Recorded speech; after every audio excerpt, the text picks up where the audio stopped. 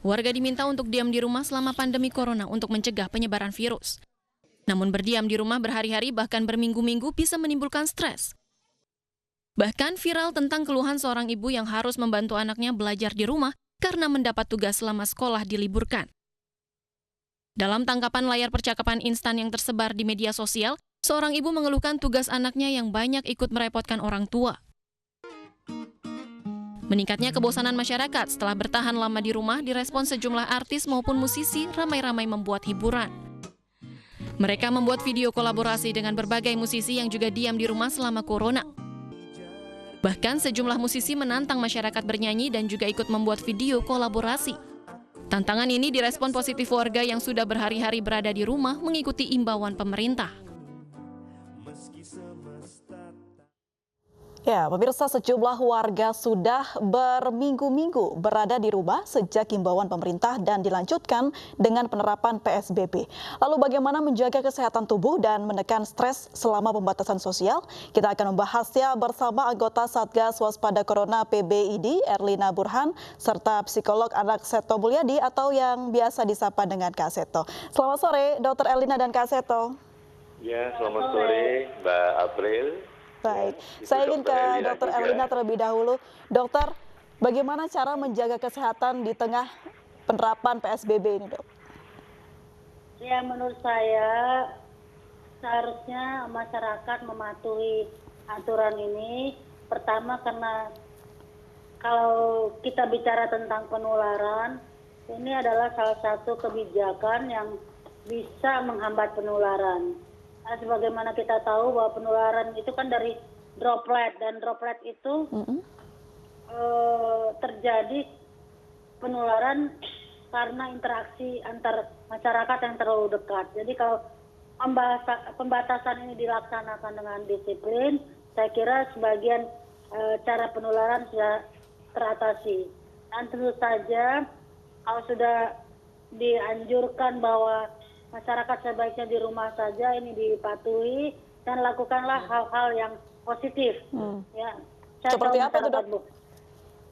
Ya, misalkan anak-anak sekolah atau mahasiswa yang telah mengerjakan tugas sekolahnya mungkin bisa membuat bahan-bahan edukasi yang bisa disebarluaskan kepada keluarga kecil atau keluarga besar atau komunitas mereka masing-masing. Yang intinya adalah menyampaikan hal-hal yang positif. Kemudian juga menjaga kesehatan tentu saja dengan istirahat yang cukup. Jadi jangan sampai karena mentang-mentang nggak sekolah atau nggak kuliah lalu pada begadang. Nah, tidurnya larut juga begitu ya, Dok ya? Iya, ini jangan sampai terjadi. Olahraga juga penting ya, Dok ya? Iya, lakukan olahraga yang teratur, rutin, tapi jangan sampai membuat lelah ya, karena kita juga menjaga stamina supaya tetap fit. Baik. Ya, dan makan juga mesti teratur ya. Makan juga masih teratur ya, Dok ya? Ya, teratur dengan gizi yang cukup itu saja ya. Karena tujuan kita adalah untuk mempertahankan atau meningkatkan sistem imun. Karena sistem imun yang baik itu akan membuat kita bisa mengatasi infeksi virus tersebut. Baik. Tadi sempat disinggung sedikit oleh Dr. Erlina mengenai anak sekolah yang libur, mahasiswa yang libur begitu. Ini saya ingin tanya ke Kak Seto. Kak Seto, kemarin sudah sempat libur panjang, sekarang ditambah lagi. Seperti apa ini anak-anak harus dihibur agar tidak bosan dan stres gitu, Kak Seto? Iya, baik Mbak April, Ibu Erlina juga. Yang pertama memang kuncinya adalah di tangan para orang tua atau para orang dewasa yang ada di dalam keluarga itu. Pertama, tenang, ya. Kemudian juga selalu berpikir positif, penuh rasa syukur. Jadi jangan dianggap aduh, jadi mengeluh seolah-olah ini beban berat dan sebagainya. Itu akan membuat kita semakin tegang, stres, bosan dan sebagainya. Kita coba temukan sesuatu yang positif di dalam keluarga itu. Bahwa selama ini kita jarang mendengar mungkin putra-putrinya pandai bernyanyi, pandai menggambar atau pandai membaca puisi dan sebagainya. Jadi kita buat gembira betul-betul. Nah, gembira tadi kuncinya sehat dan gembira. Gembira ini adalah singkatan. G pertama adalah gerak. Tadi Ibu Erlina juga mengatakan jangan lupa olahraga, ya gerak senam pagi di tempat, loncat-loncat dan sebagainya sehingga darah mengalir dengan lancar. Emosi cerdas. Boleh marah, tapi marah yang cerdas itu tetap dengan pelukan, dengan senyuman, ungkapkan saja, ayah marah misalnya. Lalu tadi apa? Berikutnya M. Ibu dokter mengatakan M adalah makan dan minum teratur, juga yang bergizi. Lalu B, beribadah. Jangan lupa berdoa dekat kepada Tuhan. Kita memohon, ya, mendapatkan suatu kekuatan, energi dan sebagainya. Lalu gembi, I adalah istirahat. Ibu dokter sudah mengingatkan, kita jangan terlalu capek. Jadi ada gerakan, makan teratur, tapi juga perlu istirahat. Lalu R adalah rukun, kompak, ramah. Ya. Jadi ada persahabatan di dalam keluarga. Dan terakhir adalah A, adalah tetap aktif. Aktif ya kita mau nyapu, mengepel, membersihkan rumah, merapikan almari, mungkin juga berkarya, menulis puisi, mungkin juga menyanyi. Tadi juga ada grup bernyanyi dengan beberapa artis yang mungkin bisa dihubungi. Nah itu adalah sesuatu yang membuat dinamika di dalam keluarga lebih hidup dan akhirnya juga lebih menarik dan jauh dari kebosanan. Begitu Mbak April. Baik. Kak Seto, ini kan yang kita tahu kalau misalnya kuncinya adalah di orang tua. Nah, ini kan libur panjang sekali Kak Seto, dan bahkan ada yang viral WhatsAppan seorang orang tua yang curhat kalau stres membantu anak-anaknya tugas sekolah. Nah, ini seperti apa kalau orang tuanya sudah stres, Kak Seto? Nah, kita juga perlu mengingat keluarga terdekat. Itu justru bukan yang saudara sepupu yang jauh-jauh di lain kota, tapi tetangga kiri kanan, warga itu perlu juga diberdayakan. Sudah ada RT kan, rukun tetangga, ya harus lebih rukun.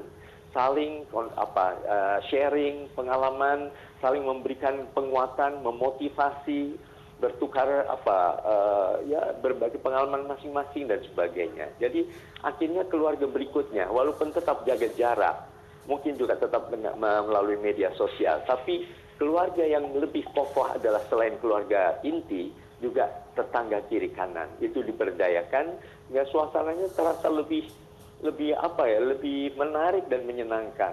Begitu Mbak Afri. Baik, saya ingin ke Dr. Erlina kembali. Dokter, kalau dibicarakan tadi kesehatan adalah yang utama dalam masa PSBB ini, sementara orang-orang yang ingin olahraga di luar harus dikurangi dulu jaraknya karena hanya berlaku untuk daerah rumah saja. Nah, apakah ini membuat olahraga jadi hal yang kurang menyenangkan begitu, dokter?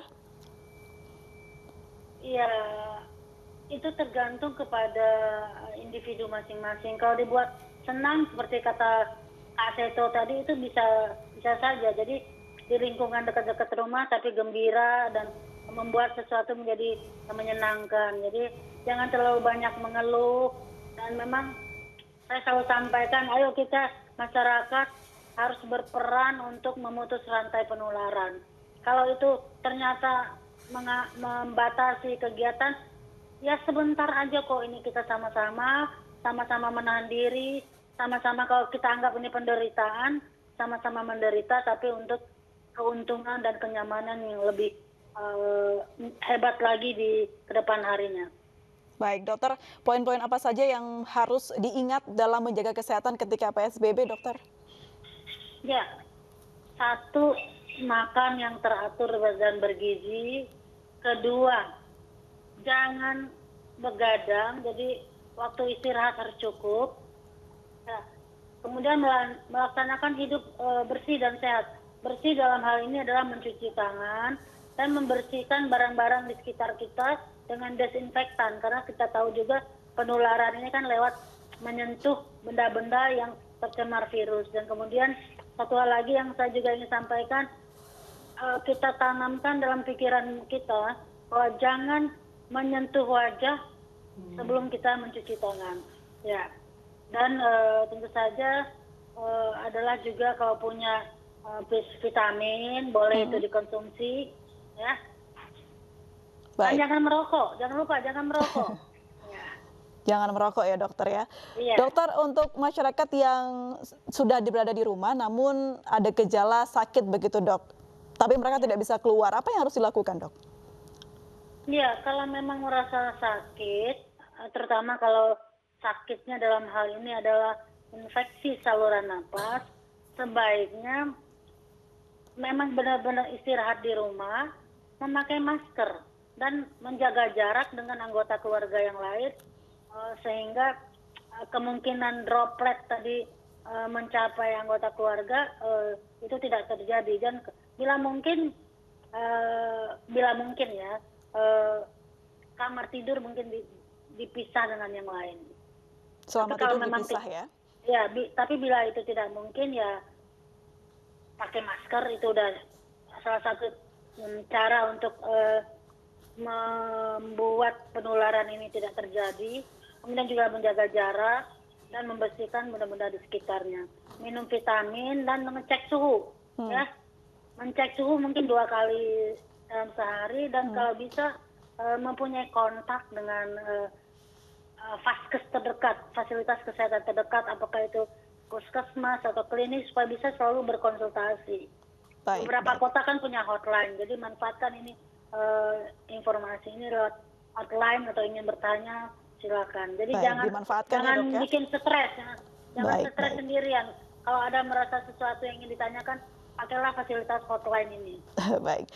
Saya beralih lagi ke Kak Seto. Kak Seto, ini kan banyak sekali masyarakat yang bingung karena anak-anaknya sudah mulai bosan di rumah begitu. Apa yang harus dilakukan orang tua ini, Kak Seto, selain poin gembira tadi? Ya, itu tadi selalu berhimpun dengan sesama orang tua di sekelilingnya, di sekitar tetangga. Kalau ataupun misalnya ada teman-teman, sahabat-sahabat dalam grup, dalam kelompok adalah sama-sama satu alumni dulu SMA atau alumni di perguruan tinggi, juga bisa tetap untuk terus berkomunikasi. Artinya minta penguatan dari masing-masing, bahwa semua itu hanya bisa kuat kalau kita bersama. Kalau dalam ilmu psikologi kan kadang-kadang ada kepercayaan yang luar biasa pada diri sendiri. Tetapi untuk kali ini bukan hanya kepercayaan pada diri sendiri, tapi kepercayaan kolektif itu perlu terus dibangun. Jadi mungkin ini yang hikmahnya, bahwa ternyata kita dengan bersama itu akan lebih kuat begitu. Kita ternyata tidak bisa kali ini hanya seorang diri saja. Kadang-kadang tadi kebosanan, mungkin stres, tapi dengan bersama kita akan lebih kuat. Begitu, Mbak April. Kak Seto, dengan banyaknya keluhan orang tua begitu banyak sekali pekerjaan rumah sang anak, apakah betul dengan PSBB ini harus diberikan pekerjaan rumah yang banyak bagi anak begitu, Kak Seto? Iya, mohon juga orang tua bisa berkomunikasi dengan para guru, dengan kepala sekolah. Jadi jangan sampai sekolah hanya sekedar memberikan tugas-tugas, tapi tidak memahami situasi psikologis dari para siswa di rumah masing-masing. Jadi mungkin para guru juga punya keluarga masing-masing, juga perlu perhatian kepada putra-putrinya. Jadi dalam hal ini mohon tidak terlalu kaku dengan target dari kurikulum. Idealnya seperti apa, Kak Seto? Ya, semua dibuat bermain, suasananya untuk anak, karena dunia anak adalah dunia bermain, bukan dunia teknologi yang membebani begitu. Dan belajar yang efektif adalah juga belajar yang menyenangkan, yang ada kaitannya dengan nuansa bermain. Jadi mungkin orang tua juga cari dengan segala kreativitasnya, membuat nada-nada indah, mengajar matematika bukan 2 tambah 2 berapa, 3 tambah 3 berapa, tapi dengan nada-nada 2 ditambah 2 sama dengan, misalnya. Anak juga akan lebih senang. Mungkin ada semacam cerdas tangkas, atau berpacu dalam cerita, berpacu dalam matematika misalnya. Jadi suasananya dibuat seperti bermain, tapi tahu-tahu begitu anak masuk sekolah, wah ternyata kompetensinya bisa tetap tercapai karena belajar di rumah yang menyenangkan tadi. Begitu. Baik, saya ke Dokter Erlina. Dokter, anak-anak ini kan lebih ekspresif begitu ya dokter ya. Apakah dengan adanya corona ini membuat makin bingungnya anak-anak, atau mungkin dampaknya bisa stres begitu? Wah, saya kira itu tergantung dari situasi di rumah ya. Bagaimana keluarga menyikapi corona ini, sehingga jangan menakut-nakuti anak-anak ya. Jadi mungkin Kak Seto lebih tahu, jangan sampai mengatakan jangan keluar rumah nanti mati karena corona. Mungkin cara menyampaikannya bukan begitu. Bahwa keluar ke rumah, tidak boleh ke rumah adalah supaya melindungi diri sendiri untuk tidak tertular. oleh penyakit. Baik, Jadi berarti disampaikan apakah ini pelan-pelan. lurus dengan potensi menular atau tertularnya anak-anak begitu dok secara cepat oleh COVID-19 ini karena memang anak-anak kan tidak mudah Iya. mengontrol tangannya untuk tidak mengenai daerah muka begitu. Ya, itulah adalah tugas orang tua untuk mengajarkan anak-anaknya mempraktekkan perilaku hidup sehat. Seperti cuci tangan, mengajarkan bagaimana cara mencuci tangan yang baik, memakai sabun, di bawah air yang mengalir dan sebagainya. Itu jadi saya kira kesempatan berkumpul di rumah ini juga adalah kesempatan untuk saling mengedukasi antar keluarga. Baik, tapi memang betul ya dokter ya anak-anak ini potensi tertular COVID-nya lebih tinggi dibandingkan dewasa. Iya, karena terutama anak-anak di bawah 5 tahun ya. Anak-anak di bawah 5 tahun ini sistem imunitasnya belum berkembang dengan sempurna. Jadi penyakit apapun akan, yang terutama penyakit infeksi itu akan mudah terjangkit pada anak-anak. Jadi sebaiknya memang anak-anak yang di bawah 5 tahun ini diberikan perhatian yang lebih ekstra agar tidak tertular ya. Baik, selain perhatian apa saja tips begitu untuk anak-anak di bawah 5 tahun ini agar tetap fit selama musim wabah pandemi corona ini dok? Ya, sama juga dengan orang dewasa, bahwa mereka harus makan yang bergizi, makannya teratur, dan kalau diajarkan kesempatan nih, anak-anak kan susah makan sayur dan buah. Nah, sekarang adalah saatnya mendidik anak-anak dengan memberikan pengertian, ini loh makan sayur dan buah banyak vitaminnya. Vitamin ini akan bisa membuat sistem imunitas atau daya tahan tubuh akan lebih baik sehingga kalian bisa terhindar dari penyakit. Ya, kira-kira begitu. Tentu dengan cara anak-anak, Kak Seto lebih tahu daripada saya. Baik, terakhir Kak Seto seperti apa pesannya untuk anak-anak? Iya, untuk adik-adik, marilah kita nikmati suasana di rumah ini. Kita lawan virus corona tetap dengan gembira dan tetap semangat, percaya diri, tidak usah dibikin takut berlebihan, tapi juga tetap waspada. Seperti pernah Kak Seto sampaikan kepada adik, ada lagunya kan? Lagunya sederhana. Ayo kita lawan itu virus corona, tetap waspada, tidak kemana-mana. Jagalah selalu kesehatan kita, untuk saat ini di rumah saja. Baik, Jadi di rumah adik-adik saja. tetap di rumah saja. Baik, baik. Terima kasih Kak Seto, terima kasih Dr. Erlina sudah bergabung bersama kami di Ayu Sore.